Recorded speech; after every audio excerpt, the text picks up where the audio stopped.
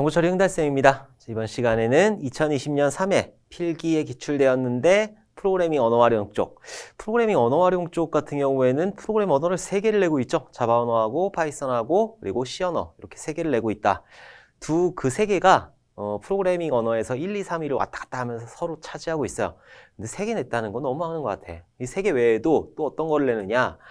네트워크하고 운영체제까지 같이 내고 있어요. 그래서 4과목 같은 경우에는 정말 양이 어마어마하다. 그래서 꽈락을 넘긴다라는 생각으로 여러분들이 공부를 해주시면 좋을 것 같아요. 자, 그러면은 1번 문제부터 보도록 할게요. 시언어에서 정수 자료형으로 옳은 것은 외워야지 못 적었어요. 그래서 1번에는 1번이 정답이에요. 인트 같은 경우에는 정수이고, 우리 한번 정리해 보도록 할게요. 일단 불린, 참 거짓인지 판단하는데 시언어에 불이라는 건 없어요. 그래서 1하고 0 이런 식으로 판단을 하게 된다. 1은 참이고 0은 거짓이다. 그리고 문자 하나, 캐릭터라고 표현을 하고 문자 여러 개를 표현하는데 스트링이라는 건 없어요. 그래서 포인터라는 걸 사용하던가 아니면은 배열을 이용해서 스트링, 문자열을 표시를 하게 된다. 정수는 인트, 롱, 언자인드 인트 이런 것들이 있고 부동소수점, 실수값 같은 경우에는 플롯, 더블 이런 것들을 사용을 한다.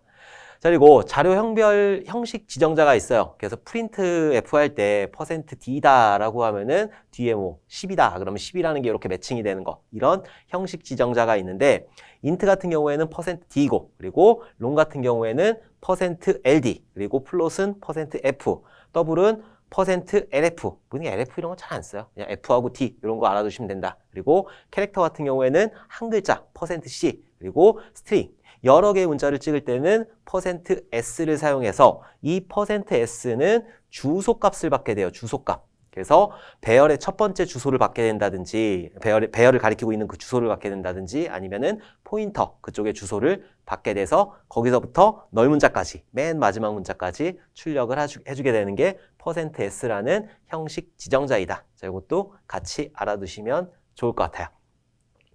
자, 2번 보도록 할게요. 다음 C 프로그램의 결과값은 해가지고 이 결과값은 25라는 값이 나와요. 왜 25가 나오는지 한번 보도록 할게요. 자, 일단 메인 함수 안에 메인 다 빼고 필요 없는 거 빼고 안에 있는 것만 싹 가지고 오면은 i라는 변수하고 sum이라는 변수를 선언을 하는데 sum에는 기본값으로 0을 대입해라. 그러면은 i에는 아무것도 없는 이런 쓰레기값, 이상한 값 들어가 있어요. 쓰레기값이 들어가 있고 sum이라는 데에는 0이라는 값이 들어와 있다. 자, 그 다음에 포문을 만났죠. 자, 포문을 만났을 때 첫 번째로 여기가 초기값이에요. 0번 수행하는 거고 그 다음에 조건절 수행이에요. 얘가 1번. 조건에 맞으면은 이 안에 있는 실행, 요 안에 있는 실행을 두 번째로 수행을 한 다음에 다시 올라가요. 끼적끼적 올라가가지고 여기 증감값으로 3번을 수행하게 돼요. 0번은 한 번만 수행하는 거니까 다시 증감한 다음에 1, 2, 3, 1, 2, 3 이런 식으로 반복을 하는 게 바로 포문이다. 이 포문 같은 경우에는 C 언어나 자바나 똑같은 형태로 쓰이고 있으니까 그냥 그렇게 알아두시면 될 것 같아요. 일단 i에는 1이라는 초기값, 얘가 0번이니까 한번 1이라는 값을 여기에다가 대입을 하게 될 거예요. 그래서 여기에는 1값이 들어가는 거고 그게 10보다 작냐 작거나 같냐 1이 10보다 작거나 같냐 참거짓? 참이잖아요. 참. 1은 10보다 작으니까. 그래서 그 밑에 있는 sum은 sum 플러스 i라는 거예요. 지금 sum에 얼마 있죠? 0 있죠? 0 더하기 1 해가지고 0 더하기 1 해가지고 그 값을 sum에다 집어넣어라. 그럼 sum이라는 공간에 값이 1로 변경이 되겠죠. 오케이? 자, 그리고 나서 끼적끼적 올라가는 거예요. 어디로? 증감으로. 1, 2, 3, 1, 2, 3 하니까. 자, 3으로 올라갔더니 i는 i 플러스 1이에요. i에 있는 이 값에다가 1에다가 2를 더해라. 1 더하기 2 하면은 여기는 3이 되는 거죠. 그리고 나서 다시 조건.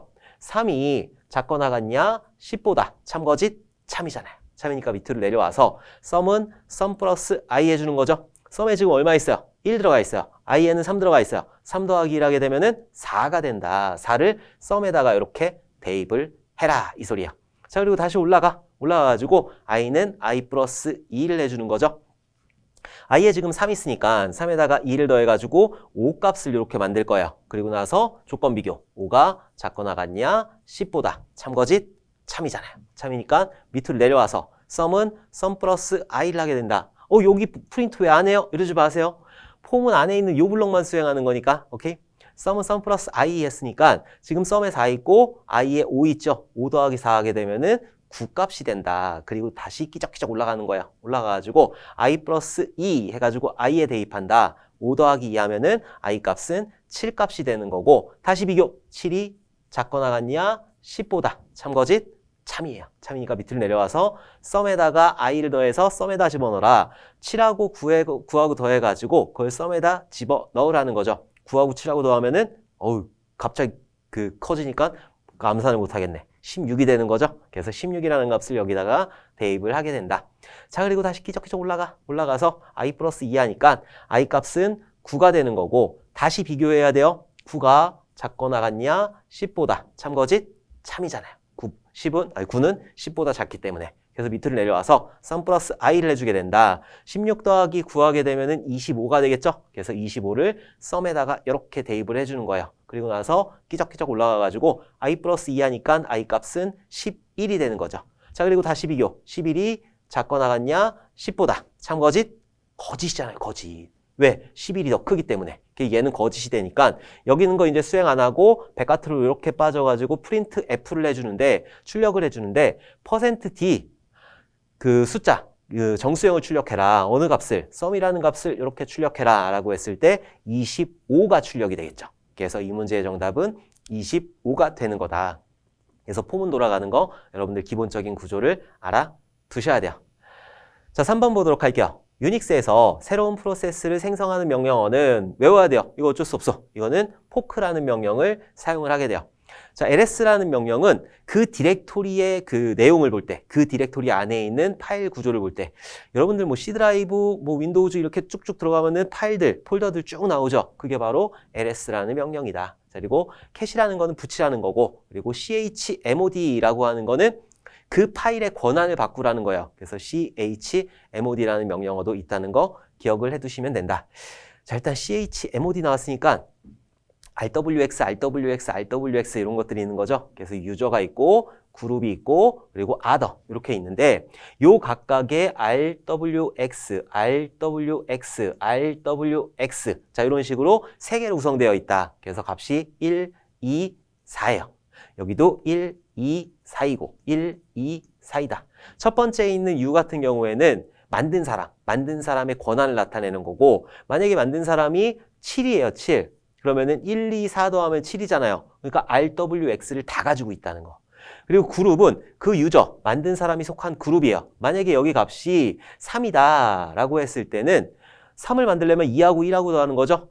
W하고 X니까 write 할 수 있고 그리고 X, execute, 실행할 수 있다. 그래서 이 두 개, WX 권한만 가지고 있는 거예요. 7은 RWX의 권한을 가지고 있고 자 그리고 other, 나도 아니고 그룹도 아니야. 그 다른 사람의 권한을 만약에 1로 표현을 했어요. 1로 표현을 했을 때는 X 하나만 가지고 있는 거죠. X 하나만 가지고 있기 때문에 얘는 실행만 할 수 있어. 이렇게 표시를 하는 거다. 아마 그 이론 시간에 공부를 하셨을 거야. 그래서 권한 바꿀 때 chmod라는 걸 사용하고 chmod 뭐 775다. 자 이런 식으로 해가지고 권한을 바꿀 수가 있다라는 거야. 오케이?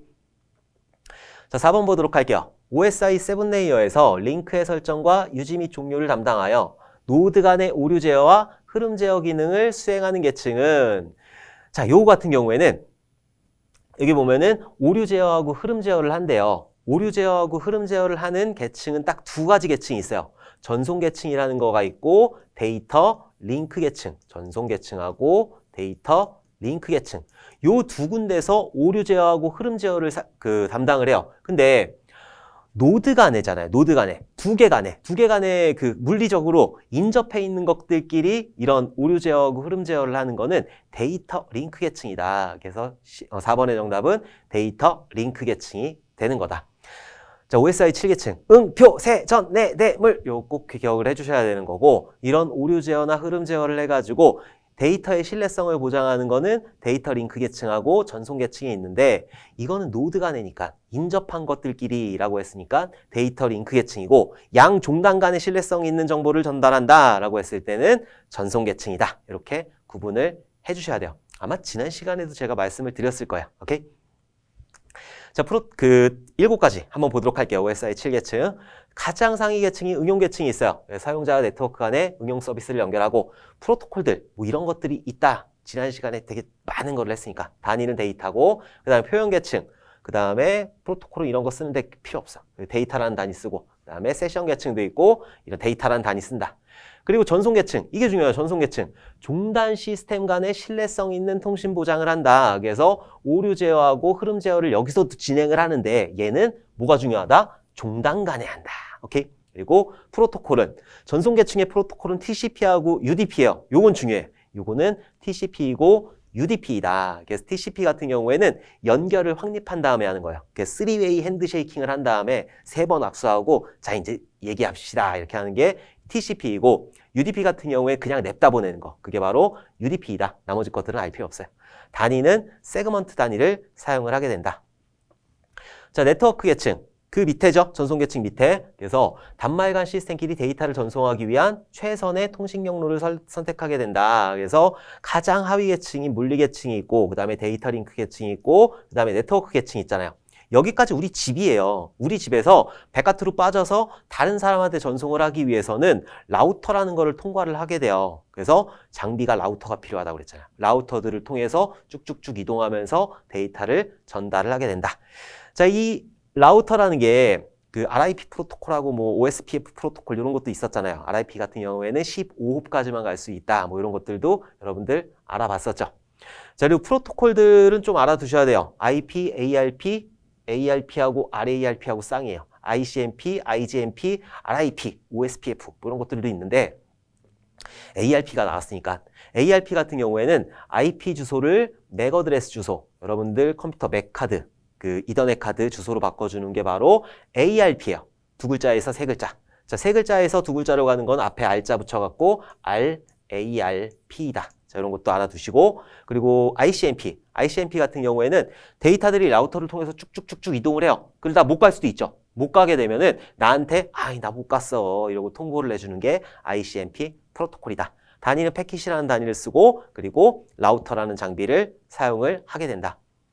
자, 데이터 링크 계층이 있어요. 여기 이제 데이터 링크 계층, 물리 계층. 여기는 그냥 우리 집이야. 오케이? 인접 시스템 간의 데이터 전송 오류 제어를 한다. 전송 오류 제어를 하는데 어떤 거? 인접 시스템. 종단 간 시스템이 아니라 인접 시스템이라는 거. 오류 검출, 재전송, 흐름 제어 이런 것들을 한다. 이게 프로토콜 필요 없어. 그리고 단위는 프레임 단위를 사용하게 된다. 장비는 알아두셔야 돼요. 그래서 브릿지하고 스위치라는 장비를 사용을 하게 된다. 네트워크 계층은 라우터. 그리고 데이터 링크 계층은 스위치하고 브릿지 이런 것들을 사용하게 된다. 스위치는 좀 똘똘한 허브예요. 스위치 허브, 뭐 L2, L3, L4 이런 것들이 있는데 그런 것들은 그 정규 과정에서 보시면 되고. 자, 그리고 가장 하위 계층이 물리 계층이 있어요. 물리 계층 같은 경우에는 실제로 데이터를 받아서 마지막으로 프레임을 받겠죠. 그 위에 있는 데이터 링크 계층에서 프레임을 내려줬기 때문에 그 프레임을 가지고 실제로 비트 스트림을 만들어가지고 전송을 해주는 역할. 그게 바로 물리 계층에서 하는 역할이다. 통신 회선으로 데이터를 나타내는 0과 1비트의 정보를 회선에 내보내기 위한 전기적 변환이나 기계적 작업을 담당을 하게 된다. RS23이나 X.25 이런 것들이 사용이 되는 거고 단위는 당연히 0과 1이니까 비트를 사용하겠죠. 장비 중요해요. 장비는 허브나 리피터를 사용하게 된다. 자, 물리 계층에 사용하는 장비는 허브나 리피터이고 그 위에 있는 데이터 링크 계층에 사용하는 거는 브릿지나 스위치 그리고 그 위에 있는 네트워크 계층에 사용하는 거는 라우터라는 거 꼭 정리를 해두셔야 돼요. 자, 여기 보면 허브 하나만 설명하고 허브하고 리피터 다 해야 되겠구나. 자, 허브하고 리피터라는 게 있는데 여기서 말하는 허브는 더미 허브예요. 더미 허브. 그래서 여러분들 집에 보면은 이렇게 해가지고 이렇게 연결된 포트 하나 꼽아가지고 여기가 메인 포트, 주 포트가 되는 거고 나머지 이렇게 컴퓨터하고 연결해서 쓰고 있는 거죠. 만약에 어떤 데이터가 쓱 들어왔어. 더미 허브 같은 경우에 어떤 식으로 하느냐. 이 컴퓨터들에 다 보내는 거예요. 이 데이터들을 다 보내서 네가 보냈니? 네가 보냈니? 네가 보냈니? 이런 식으로 보내서 보낸 데에서만 받아들이는 거. 그게 바로 허브라는 장비이고 리피터라고 하는 장비는 신호가 감쇄를 해요. 신호가 처음에는 이렇게 5V로 갔다가 쭉 가다가 점점 감쇄를 하겠죠. 그러다가 리피터를 만나면 다시 쭉 튕겨주는 거예요. 다시 쭉 감소하다가 쭉 튕겨주고 이렇게 신호를 증폭해주는 장비가 리피터라는 장비이다. 이렇게 해서 OSI 7계층의 특징들 이런 것들을 알아봤어요. 자, 5번 보도록 할게요. 다음 중 결합도가 가장 강한 것은 그래갖고 데이터 결합도, 스탬프 결합도, 커먼 결합도, 그리고 제어 결합도, 공통 결합도, 제어 결합도 이런 것들이 있는데 이 중에서 가장 강한 결합도는 공통 결합도. 그래서 3번이 정답이다. 결합도 같은 경우에 시험에 나와요. 결합도, 응집도는 시험에 나오니까 여러분들 꼭 암기를 해주셔야 된다고 그랬죠? 그냥 넘어가면 아쉬우니까 제가 또 정리를 해봤죠. 한번 보고 넘어가도록 할게요. 결합도가 낮으면 좋은 거예요. 그래서 응집도는 높이고 결합도는 낮추라고 그랬잖아요. 결합도는 그 두 개의 모듈 간에 서로 연관된 정도를 결합도라고 한다. 부서하고 친하면 좋아요. 근데 너무 친하면 안 된다. 자, 일단 가장 낮은 거, 결합도가 가장 낮은 거는 자료 결합도예요. 그래서 자료 결합도 같은 경우에는 데이터 결합도라고도 한다. 자, 요거는 어떤 함수를 호출을 할 때 그냥 값만 가지고 호출하는 거. 그게 바로 자료 결합도, 데이터 결합도이다. 모듈 간의 자료, 값을 통해서만 모듈 상호작용이 발생하라는 게 자료 결합도이고 스탬프 결합도 같은 경우에는 값 1, 2, 3, 4, 5, 6, 7, 8을 주는 게 아니라 주소값 같은 걸 주는 거예요. 그래서 배열이나 포인터 이런 것들을 주는 게 바로 스탬프 결합도이다. 배열이나 오브젝트, 스트럭처 등이 전달되는 경우가 바로 스탬프 결합도이다. 자주 발생하는 결합도예요. 이런 거 같은 경우에는.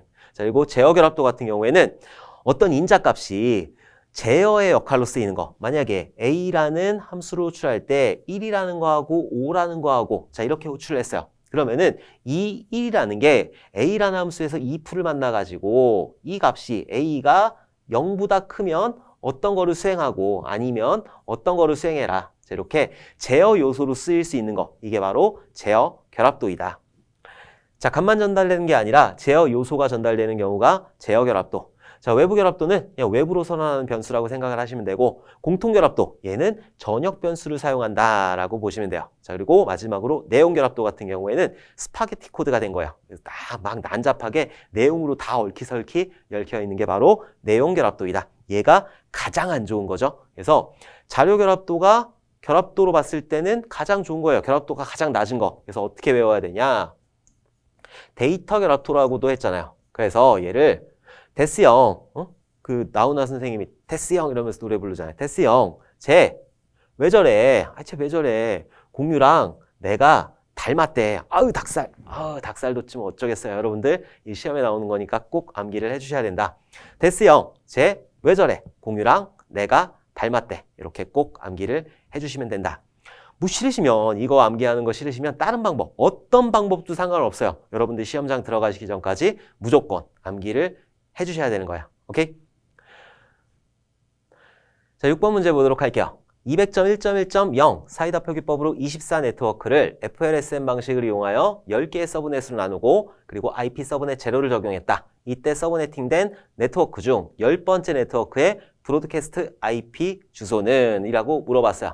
자, 이렇게 문제가 나왔을 때 굉장히 어려워요. 서브넷이라는 개념 자체가 굉장히 어렵고 계산하기가 쉽지 않기 때문에 포기하시는 분들이 많을 거예요. 옛날에 저도 그랬어요. 저도 포기했는데 여러분들은 포기 안 하셨으면 좋겠다. 자, 그러면은 이 문제 한번 풀어보도록 할게요. 자, 일단 FLSM 방식이라고 하는 거는 고정으로 나눈다는 거고 IP 서브넷 제로라고 하는 거는 뒤에 제로 그것도 쓰겠다는 거야. 그러니까 이게 쓸데없는 말이고 얘는 고정이다라고 생각을 하시면 돼요. 거의 이런 식으로 나오니까 그냥 그렇다라고 알아두시면 되고 일단 200.1.1이래요. 200.1.1이에요. 이게 사이다 표기법으로 24라고 하면은 그냥 C클래스예요. C클래스. 888, 83, 24니까 여기를 C클래스로 쓰겠다. 자, C클래스로 어떤 회사에다 할당을 하게 되면은 200.1.1.0번부터 200.1.255번까지 총 254개의 IP 주소를 사용할 수 있다라는 거예요. 0번하고 255번 못 쓰니까. 근데 이 회사에 254명 있으면 되는데 10명밖에 없어. 그럼 244개가 IP 낭비가 되는 거죠. 야, 우리 이렇게 하지 말자. 이렇게 하지 말고 이걸 나누자. 그래서 뒤에 8개 들어가잖아요. 여기에 200.1.1. 한 다음에 여기에 8비트가 들어간단 말이에요. 자, 이 8비트 중에서 몇 비트를 빼서 네트워크 아이디로 쓰자. 그게 바로 서브넷이라는 개념이다. 오케이? 그래서 한 회사에만 주지 말고 C클래스를 한 회사에만 주지 말고 여러 회사로 주자. 이게 바로 서브넷이라는 거고 지금 문제에서는 10개로 나눠가지고 할당을 하래요. 10개를 나눠서. 그럼 10개를 나눌 수 있으면은 8개 중에서 한 비트만 네트워크 아이디로 쓰도록 할게요. 그러면은 0하고 1이라는 경우의 수 나오는 거죠. 한 비트만 쓰니까. 그럼 얘는 2개의 회사에 할당을 해줄 수 있는 거예요. 자, 그러면은 2개 가지고 안 되니까 그러면 2비트 한번 써볼까? 그럼 00, 그리고 01, 10, 11 이렇게 4가지 경우의 수가 나올 수 있죠? 그럼 얘는 4개의 회사에 할당해 줄 수가 있어. 못해. 10개니까. 야, 그럼 3개 해보자. 3개 하면은 00, 0부터 11, 1까지 쓸 수 있는 거잖아요. 2에 3승계 쓸 수 있는 거죠? 2에 3승계 같은 경우에는 8개예요. 8개 가지고 10개 회사에 할당할 수가 없으니까 야, 3개 가지고도 안 되겠다. 그럼 4개 써보자. 자, 4개를 쓰게 되면은 00, 0, 0부터 11, 1, 1까지 쓰는 거잖아요. 2에 4승이기 때문에 얘는 16이 되는 거다. 그럼 16개 회사에다 할당을 할 수 있으니까 10개 커버가 가능한 거죠. 3개 가지고는 안 돼. 8개밖에 안 나오기 때문에. 그렇지만 4개를 가지고 썼더니 16개 회사에 나눠줄 수 있겠네. 4개를 쓰면은 10개의 회사에다가 충분히 나눠줄 수 있겠다. 그러면은 4비트를 뒤에 있는 8비트 중에서 4비트를 네트워크 아이디로 쓰자. 이렇게 서브넷을 시켜보자 라고 하는 거예요. 자, 그러면은 우리는 이 문제를 봤을 때 10개로 나누라고 그랬으니까 4비트를 써야지 10개 회사에 나눠줄 수 있다는 걸 알 수 있었어요. 물론 16개지만 8개 가지고는 10개를 커버할 수 없으니까. 오케이? 그래서 이 4비트를 그 네트워크 아이디로 쓴다는 걸 여기서 일단 알았고 정답부터 알아보면은 1번이 되는 거예요. 자, 1번은 159예요. 왜 그런지 한번 찾아보도록 할게요. 자, 뒤에 있는 200.1.1. 그 뒤에 있는 8비트 중에서 4개를 네트워크 아이디로 쓴다고 그랬죠? 그럼 4개를 네트워크 아이디로 쓰게 되면은 첫 번째 회사 같은 경우에는 200.1.1. 얘는 10진수예요. 200.1.1.0000이라는 네트워크 아이디를 가진 첫 번째 회사에는 가장 작은, 뒤에서 가장 작은 4비트, 이 4비트는 호스트 아이디로 쓰는 거니까 얘는 호스트 아이디고 뒤에 있는 호스트 아이디를 4개를 쓸 수 있으니까 0000부터 가장 작은 거부터 가장 큰 1111까지 쓸 수 있어. 첫 번째 회사에선. 그럼 두 번째 회사는 어떻게 할당할까요? 여기 있는 네트워크 아이디 여기다가 1을 더하는 거야. 그럼 1을 더하게 되면은 200.1.1.0001 가장 작은 거는 0000이겠죠. 그 다음에 가장 큰 건 1111이 되는 거고. 자, 그리고 나 세 번째 회사에도 마찬가지로 1을 더하게 되는 거야. 1 더하게 되면은 2개를 더해가지고 자리 올림수 하나 발생하고 1, 0이 되겠죠. 세 번째 회사는 200.1.1.0010 그 중에서 가장 작은 0000부터 1111까지 사용을 할 수가 있다. 자, 네 번째 회사는 하나 더 해가지고 0011 그 다음 회사는 0100 쭉쭉쭉쭉 해가지고 10번째 회사까지 이렇게 구했어요. 그래서 우린 10번째 회사 구할 건데 첫 번째 회사부터 한번 구해보도록 할게요.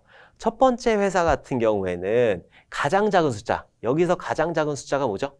다 0이니까 0이겠지. 그래서 0부터 1111까지잖아요. 00001111까지 사용할 수 있으니까 1, 2, 4, 8이죠. 8, 4, 2, 1 다 더하면은 15가 돼요. 그래서 0번부터 15번까지 사용을 할 수가 있다라는 거라. 그래서 IP 주소를 200.1.1.0번부터 200.1.1.15번까지 첫 번째 회사에서 사용을 할 수가 있는 거야. 오케이? 그럼 두 번째 회사에는 어떻게 사용을 할 수가 있느냐? 0001번, 0001 가장 작은 거는 0000이잖아요. 1, 2, 4, 8, 16이죠. 아니, 아까 여기 왜 1, 2, 4, 8만 하고 끝내요? 여기 다 0이니까. 요거는 뒤에 있는 1, 2, 4, 8만 한 거예요. 자, 여기가 1, 2, 4, 8, 16이잖아요. 그 다 0이잖아. 그러면은 여기는 16번부터예요. 가장 작은 값이니까. 자, 16번부터 사용을 할 수가 있고 16번부터 가장 큰 값은 00, 01, 1111인 거죠. 가장 큰 값은 1111이니까.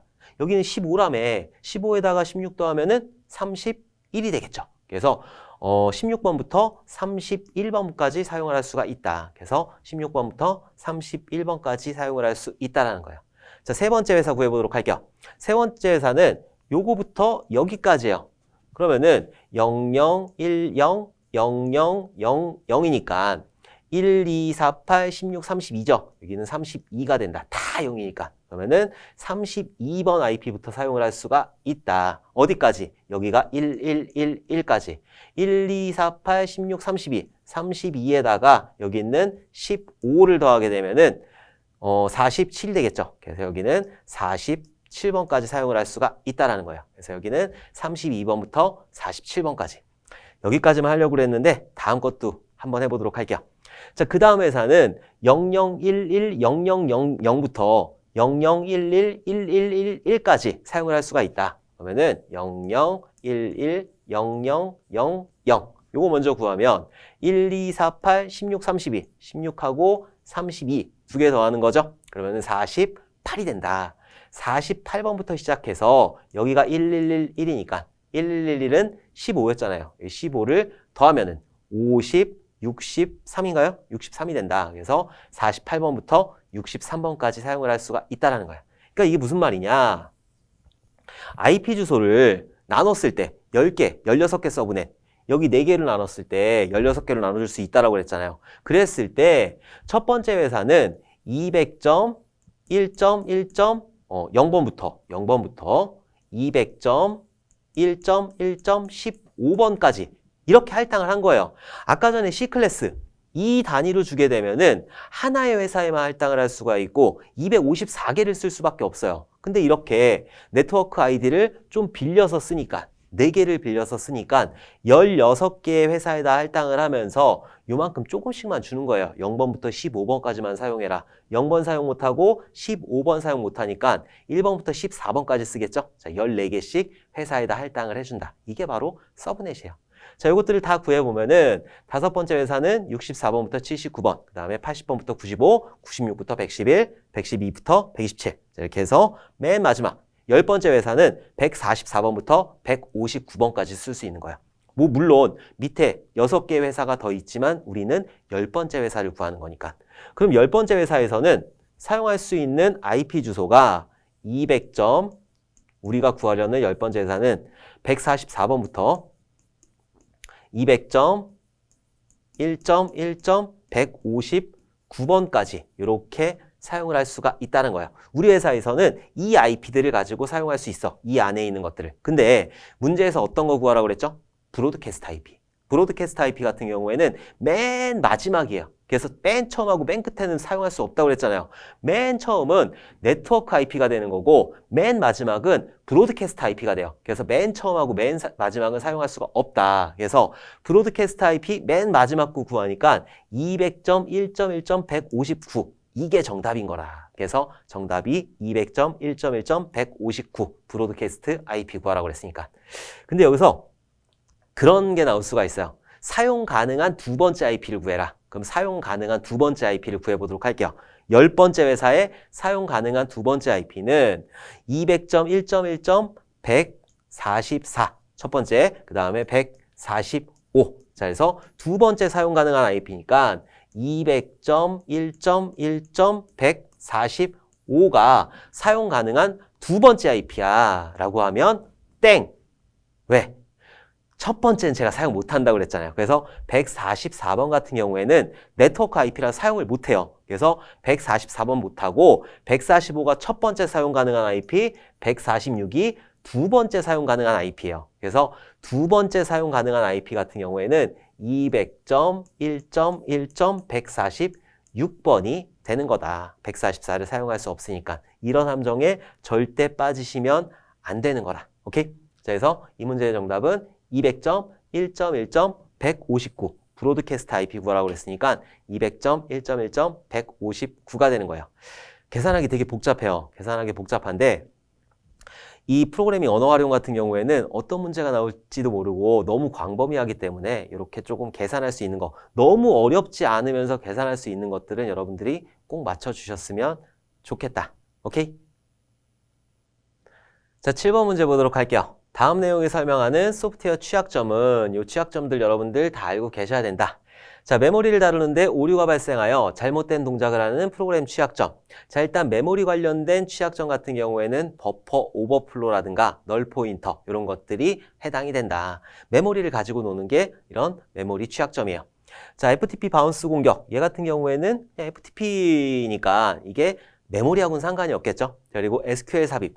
실제로 우리가 배운 SQL을 삽입해가지고 공격하는 SQL 삽입 공격이 있는 거고, 버퍼 오버플로. 이게 버퍼 오버플로가 메모리 관련된 거죠. 버퍼 오버플로는 요만한 변수를 선언을 했는데 이 변수의 값이 넘치도록 해가지고 다른 곳을 참조하는 거. 이게 바로 버퍼 오버플로다. 그래서 메모리 관련된 거니까. 변수는 메모리에 선언되는 거니까. 그래서 7번의 정답은 3번. 버퍼 오버플로가 된다. 자, 디렉터리 접근 공격이라는 것도 있는데 얘는 메모리하고는 전혀 상관이 없는 거죠. 디렉토리를 들어가는 거니까. 자, 소프트웨어 보안 취약점 이런 것들 좀 보도록 할게요. 일단 메모리 관련해 가지고는 버퍼 오버플로, 허상 포인터, 그리고 널 포인터 역참조 이런 것들이 있다. 그리고 입력 확인 오류. 그래서 입력 확인에서는 되게 많아요. 포맷 스트링 버그라든가 어떤 값이 딱 정해져야 돼요. 남자, 여자 이렇게 정해져야 되는데 요거 말고 다른 것들 입력하는 거. 자, 그리고 SQL 삽입, SQL 인젝션이죠. 그래서 실제로 우리가 공부했던 인서트, 업데이트, 딜리트 이런 것들을 입력해가지고 공격하는 게 SQL 삽입이고 코드 삽입, 그냥 이상한 코드를 삽입하는 거야.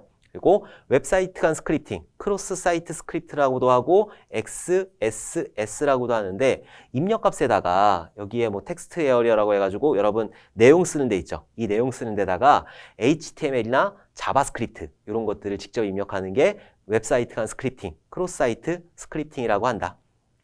자, 이메일 삽입하는 것도 있고 디렉토리 접근 공격, HTTP 헤더 인젝션, HTTP 응답 스플리팅 이런 것들이 있다. 중요한 거는 SQL 삽입하고 웹사이트 간 스크립팅 이런 것들이 중요하다. 이런 것들은 여러분들 단독으로 문제 나올 수 있어요. 그러니까 좀 기억을 해두시면 좋겠다.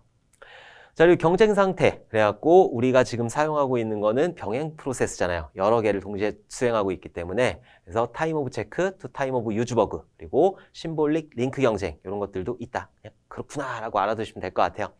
자, 권한 운동 버그라고 해가지고 웹에서 사이트 간 요청이죠. 그리고 클릭 재킹, FTP, 바운스 공격 이런 것들이 권한 운동 버그로 사용을 한다. 그냥 그렇다라고만 알아두시면 될 것 같아요. 아까 전에 SQL 인젝션이나 크로스 사이트 스크립팅 이런 것들은 중요하니까 버퍼 오버플로 공격 이런 것들만 좀 머릿속으로 정리를 해주시면 된다.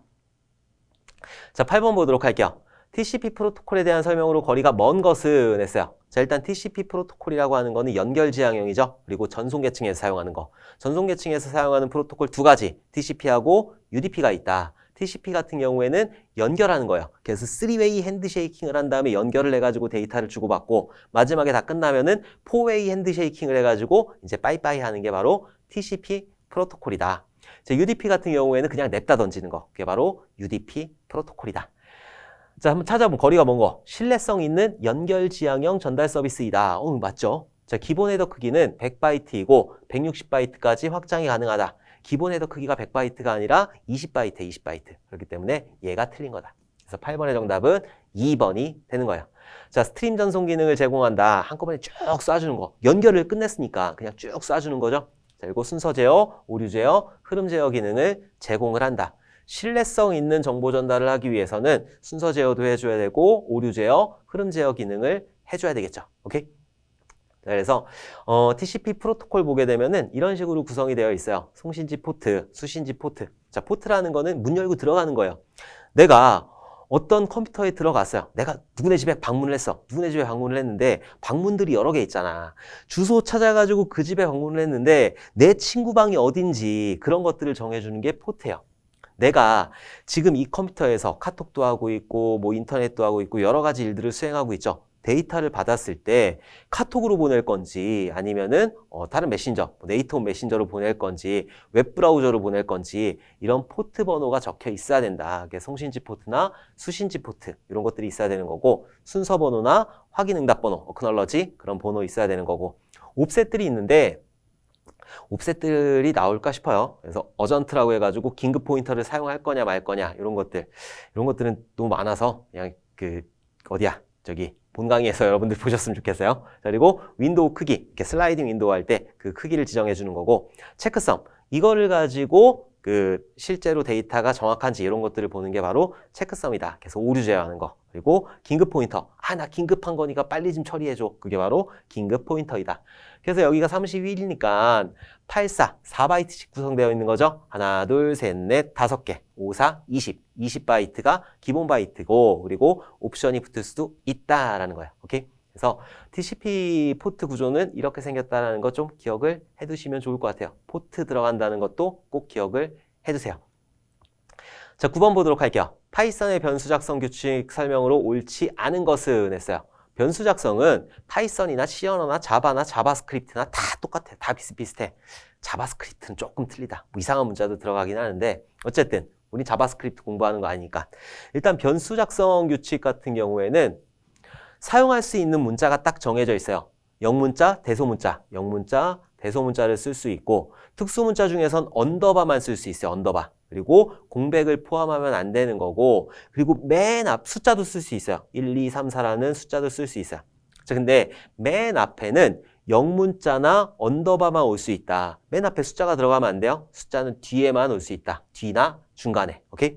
자, 이런 거를 가지고 한번 풀어보도록 할게요. 기본적인 변수 작성 규칙은 모든 언어가 다 똑같아요. 자, 첫 자리에 숫자를 사용할 수 없다. 얘 맞죠? 얘 맞아요. 영문, 대문자, 소문자, 숫자, 밑줄의 사용이 가능하다. 이것만 딱 사용할 수 있어요. 자, 변수 이름 중간에 공백을 사용할 수가 없죠. 중간에 공백을 사용하면은 얘는 오류가 떨어지게 될 거예요. 자, 이미 사용되고 있는 예약어는 사용할 수가 없다. 프로그램에서 사용하는 거, 포문이라든가 if문이라든가 이런 것들은 그 변수명으로 사용할 수 없다라는 거. 그래서 9번의 정답은 3번이 되는 거예요. 여기를 만약에 C 언어로 바꾸거나 아니면은 자바로 바꿔도 똑같은 3번이 정답이 되는 거다. 오케이?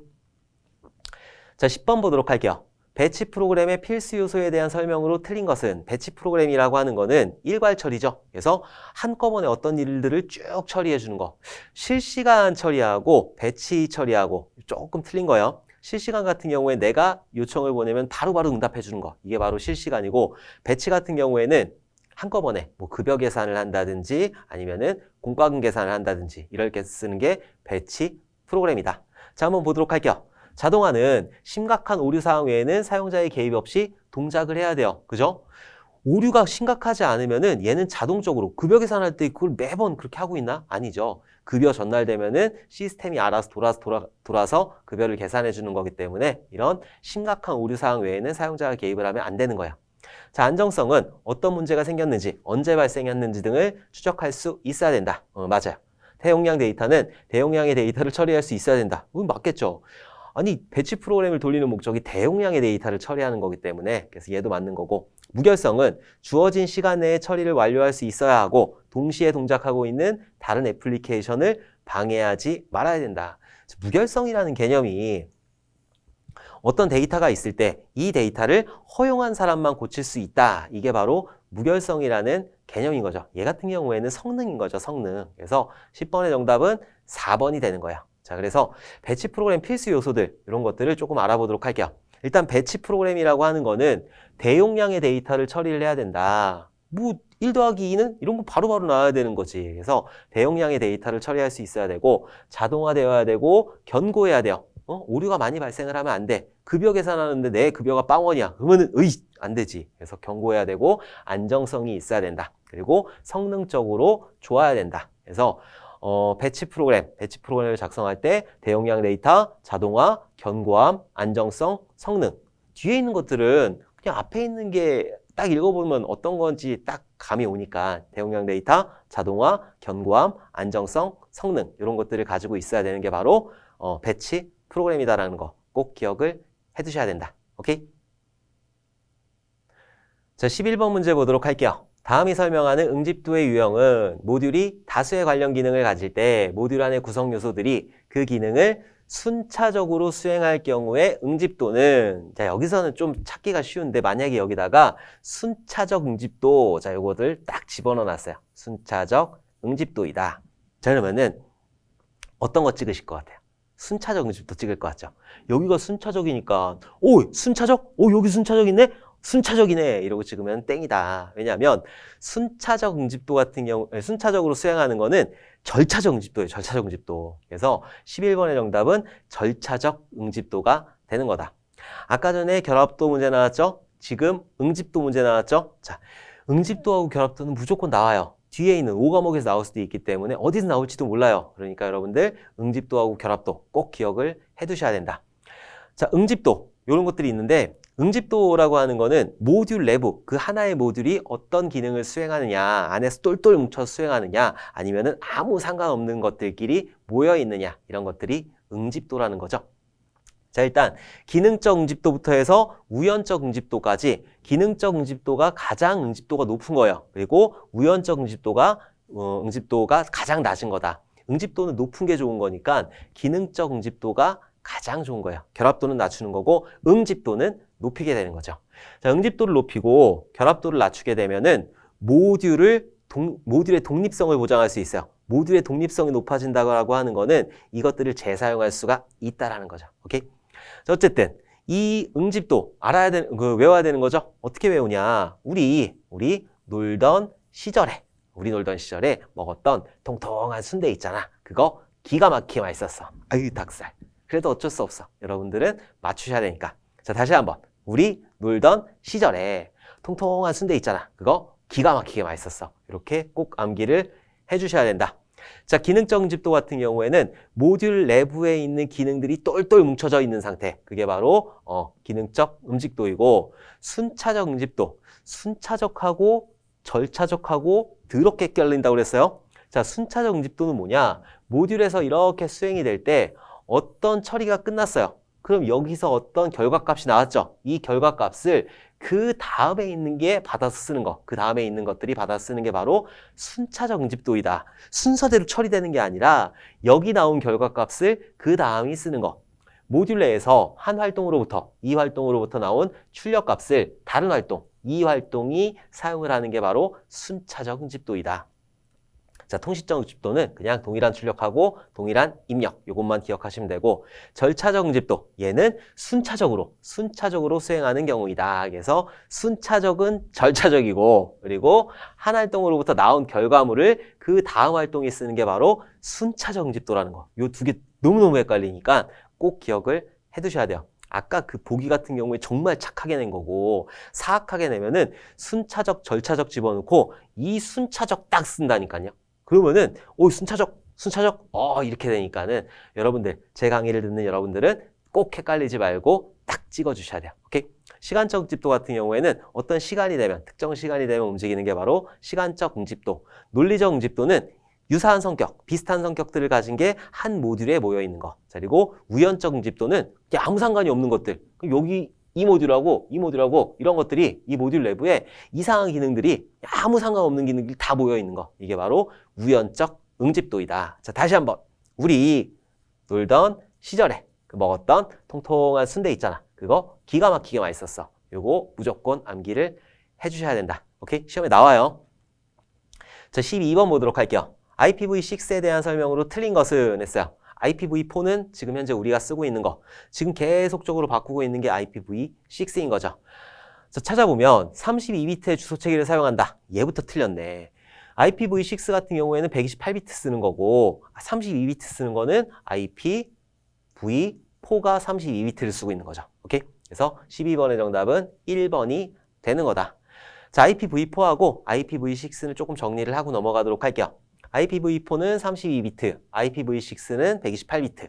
그래서 8비트씩 네 부분, 뭐 192점, 168점, 10점, 120 이런 식으로 쓰는 거고, IPv6 같은 경우에는 16비트씩 8부분이에요. 그래서 콜론으로 이렇게 구분을 해가지고 쓰는 게 IPv6이다. 주소 개수 몰라도 돼요. 43억 개, 31조 개. 그리고 주소 할당은 A 클래스, B 클래스, C 클래스 이거 우리가 쓰는 거고, D 클래스, E 클래스는 연구용하고 예비용으로 우리가 쓰지 않는 거다.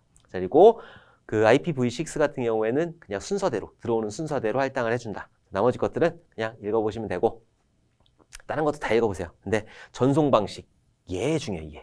얘는 시험에 정말 잘 나오기 때문에 헷갈리거든요. IPv4 같은 경우에는 멀티캐스트, 유니캐스트, 브로드캐스트래요.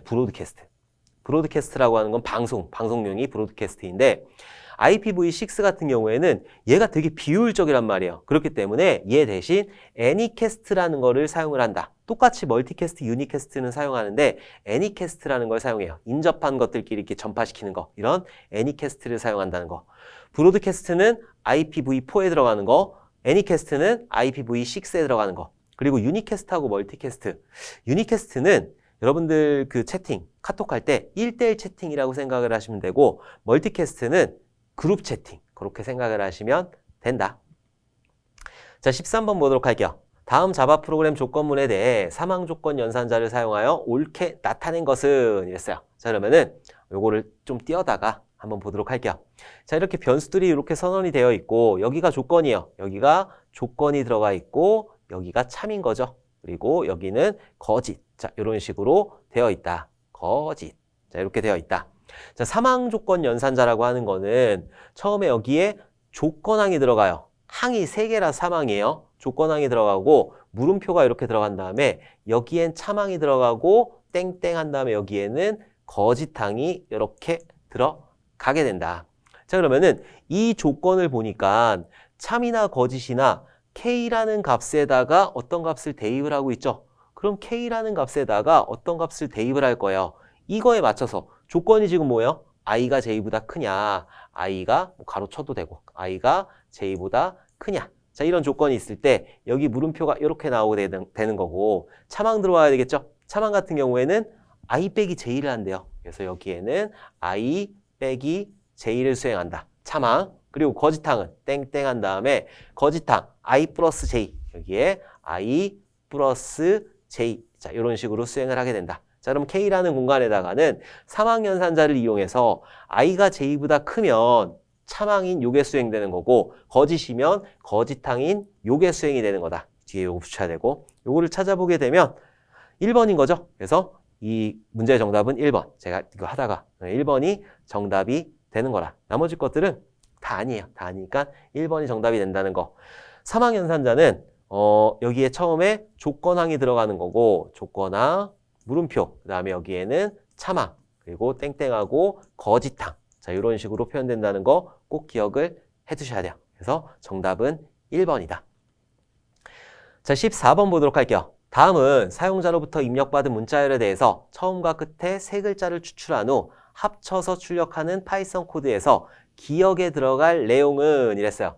그러면은 지금 여기에는 프린트 M을 하고 있고 그리고 처음과 끝에 3글자래요. 막 글자들이 막 있을 때 처음에 있는 3글자하고 그리고 끝에 있는 3글자를 합쳐가지고 출력을 한다. 출력하는 건 있으니까 어떤 값을 입력을 받아가지고 여기서 합치는 작업을 수행하겠죠. 그럼 앞에 있는 3글자 가져오는 거하고 뒤에 있는 3글자 이렇게 가져와야 되겠네요.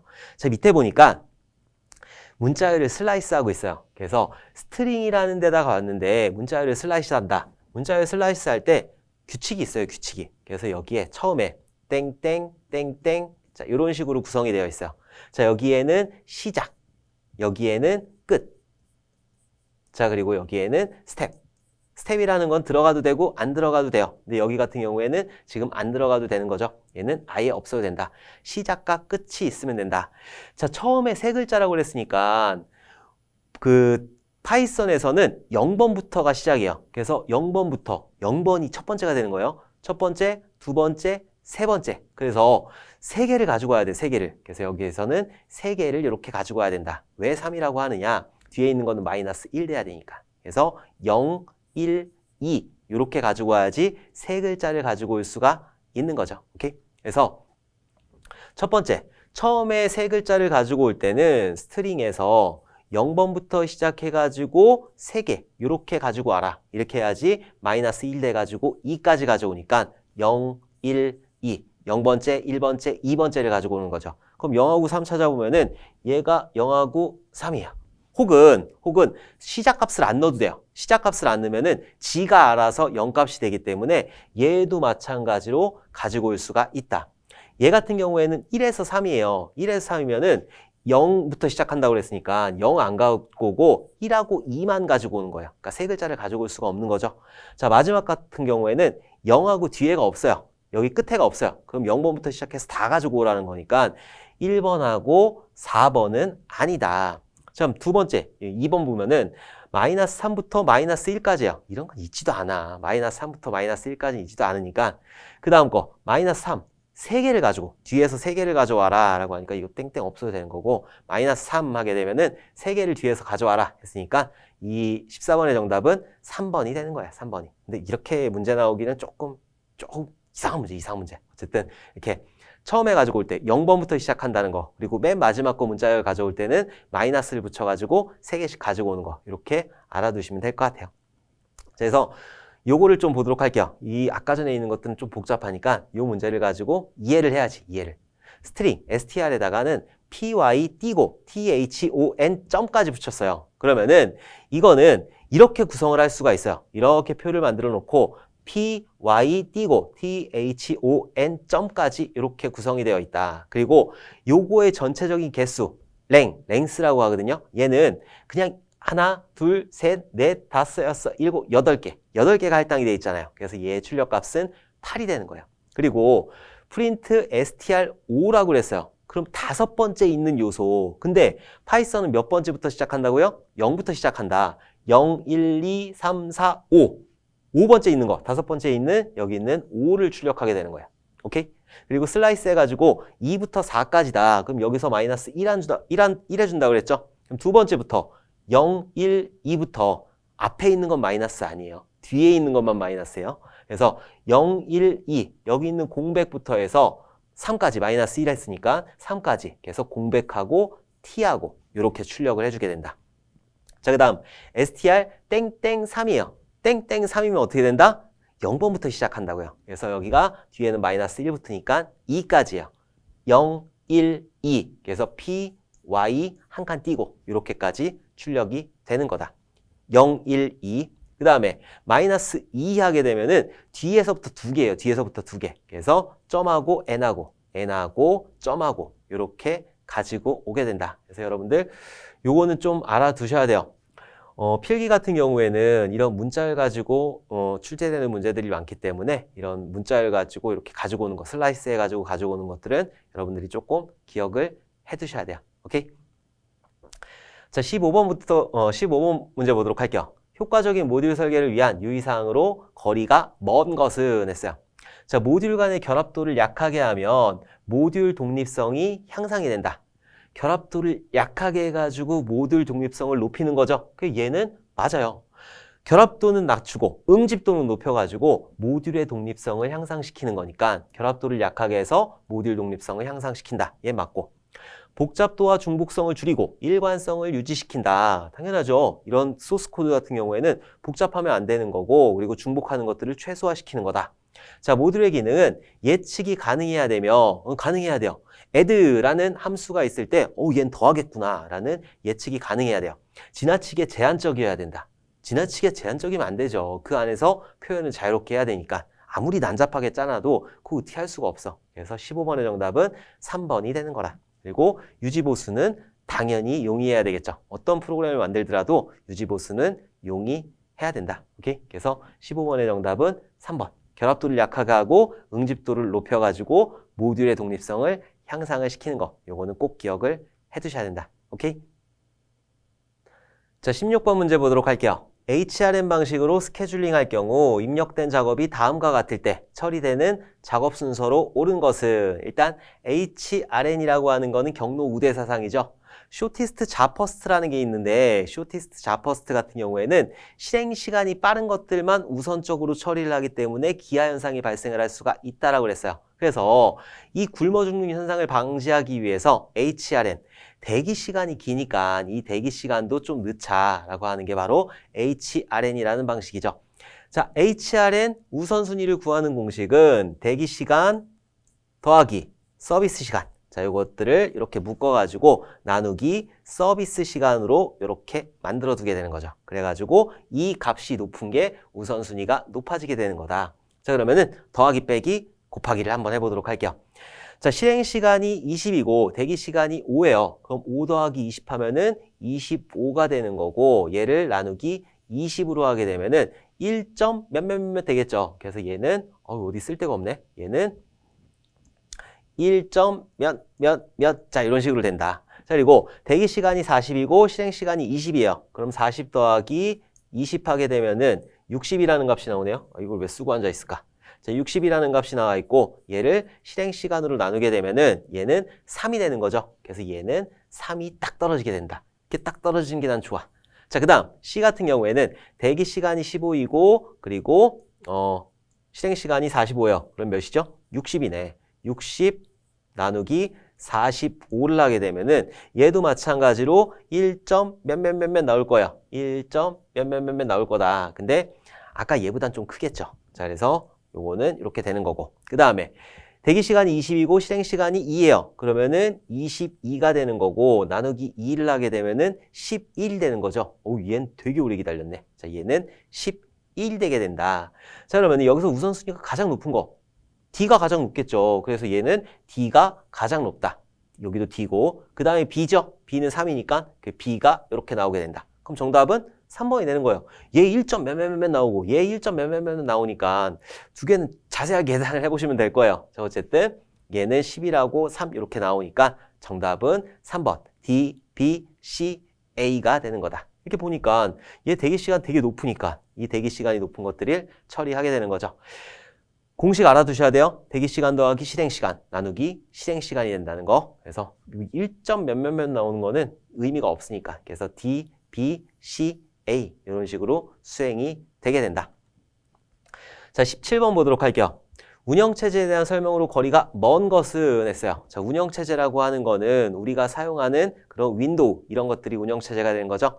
리눅스라든가 유닉스 이런 것들도 있어요. 유닉스 같은 경우에는 대형 시스템에 사용하라는 거고 리눅스 같은 경우에는 리누스 토발저라는 양반이 만들어가지고 그 다른 사람들이 막 수정할 수 있어요. 그래서 여러 가지 형태의 리눅스가 만들어졌다.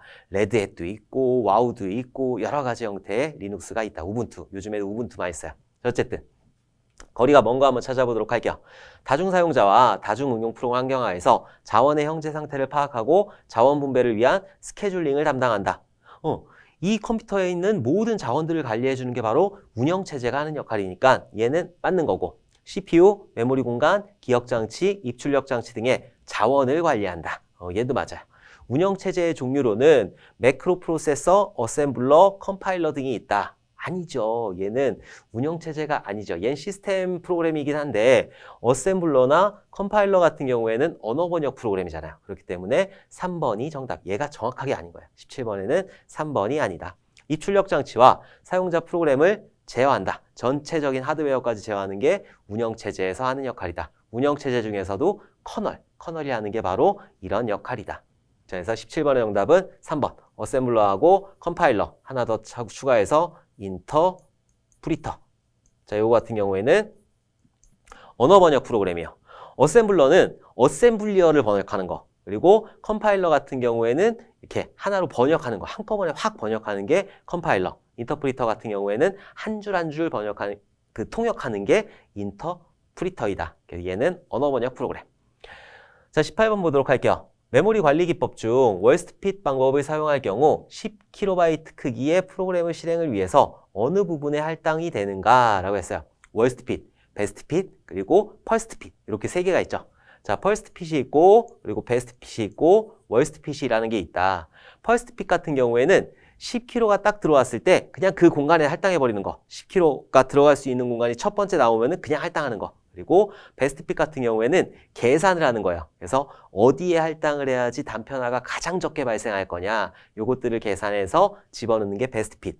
월스트핏 같은 경우에는 그냥 가장 큰 공간에다가 10kg가 들어갈 수 있는 가장 큰 공간에다가 할당하라는 게 월스트핏이다. 자, 그러면은 문제에서 나온 월스트핏으로 10kB를 할당을 해보도록 할게요. 지금 여기가 프리 지금 놀고 있고 얘는 사용 중이고 놀고 있어요. 그럼 놀고 있는 데에다가 할당을 해줘야 되겠죠. 월스트핏은 뭐라고요? 가장 큰 공간에다 집어넣는다. 그래서 10kg가 가장 큰 공간이 들어갈 수 있는 데는 여기하고 여기 다 들어갈 수 있는데 얘 두 개는 지금 사용을 할 수 있기 때문에 사용하고 있기 때문에 16KB 이 공간에다 집어넣어야 되겠죠. 그래서 넘버 5에다가 집어넣는 게 바로 월스트핏이 된다. 그러면은 베스트핏 같은 경우에 어디다 집어넣을까요? 베스트핏은 여기다 집어넣는 거죠. 지금 여기 두 개는 사용을 못하니까 12kg, 16kg, 8kg 들어갈 수 있는 데는 12kg하고 16kg 여기밖에 없어요. 근데 베스트핏 여기는 내부 단편화가 2KB 발생을 하니까 여기다 넣는 게 가장 좋은 거죠. 오케이? 그래서 여기다 넣는 게 베스트핏이 되는 거고 베스트핏, 펄스트핏이 되는 거고 월스트핏 같은 경우에는 이 공간 여기가 월스트핏이 되게 된다. 자, 그리고 단편화라는 게 있는데 단편화라고 하는 거는 내부 단편화하고 외부 단편화 이렇게 있는 거죠. 내부 단편화 같은 경우에는 이렇게 집어넣었을 때 10kB를 이 공간 안에다 딱 집어넣었을 때 2kB의 짜투리 공간이 남아있잖아요. 이걸 보고 내부 단편화라고 하는 거고 외부 단편화는 지금 10kB를 여기다 넣을 거예요. 못 넣죠? 지금 다 쓰고 있어. 얘도 쓰고 있고 얘도 쓰고 있고 다 쓰고 있어. 그 얘를 여기다 넣으려고 그랬더니 못 넣어요. 10kB는 8kB 안에 들어갈 수가 없기 때문에. 그래서 이거는 외부 단편화가 발생을 했다. 외부 단편화 8kB가 발생을 했다라고 하는 거야. 자, 이런 걸 가지고 단편화까지 우리는 알아봤어요. 오케이? 단편화도 잘 나와요. 자, 19번. 어떤 모듈이 다른 모듈의 내부 논리 조직을 제어하기 위한 목적으로 제어 신호를 이용하여 통신하는 경우이며 하위 모듈에서 상위 모듈로 제어 신호가 이동하여 상위 모듈에게 처리 명령을 부여하는 권리 전도 현상이 발생하게 되는 결합도는 결합도 물어보는데 뭐 이렇게 설명이 많은지 모르겠네. 결합도를 하는데 제어 신호를 넣는데요. 제어 신호를 넣으면은 제어 결합도가 되겠지. 영어로 나왔으니까 컨트롤 결합도가 되겠죠. 그래서 19번의 정답은 컨트롤 결합도가 된다. 자, 이거 알아두셔야 돼요. 결합도 같은 경우에 어떤 특징들을 가지고 있는지, 그리고 결합도의 순서, 이런 것들도 꼭 기억을 해두셔야 된다. 지금 결합도 문제만 해도 지금 2문제 나왔으니까 여러분들 시험에도 2문제 이상 나온다는 거라. 오케이? 자, 20번 보도록 할게요. 다음 중 배쉬 쉘 스크립트에 사용할 수 있는 제어문이 아닌 것은? 어떻게 쉘 스크립트 문제까지 내요? 프로그램 문제 내는 것도 모자라서 쉘 스크립트까지 내면 죽으라는 거지. 자, 어쨌든 쉘 스크립트나 프로그래밍 언어나 비슷해요. 그래서 if나 for나 while나 이런 것들을 쓸 수가 있는데 repeat라는 건 없어요. 그래서 20번의 정답은 3번이 되는 거다. 이거는 그냥 if, for, while 이런 것들을 쓸 수 있다는 것만 알아두시면 될 것 같아요. 자, 이렇게 해서 우리 프로그래밍 언어 활용에 나와 있는 20문제를 다 한번 풀어봤어요. 자, 프로그래밍 언어 활용에서 정말 자주 나오는 거는 응집도하고 결합도 이런 것들 나오니까 응집도의 순서, 결합도의 순서, 그리고 각각의 특징들 이런 것들 꼭 기억을 해두셔야 된다. 그리고 스케줄링이라든가 이런 것들도 여러분들 꼭 기억을 해두셔야 돼요. 우리 지난 시간에 하나씩 들어오는 거, 퍼스트 인, 퍼스트 아웃으로 페이지 교체 이런 것들도 여러분들 참고로 알아두시면 이런 것들도 나오니까 꼭 기억을 해두셔야 돼요. 너무 오래 하니까 말이 막 헛나오네. 자, 어쨌든 여러분들 이번 시간도 너무너무 고생 많으셨고 우리 다음 시간에 또 웃는 얼굴로 다시 뵙도록 하겠습니다. 감사합니다.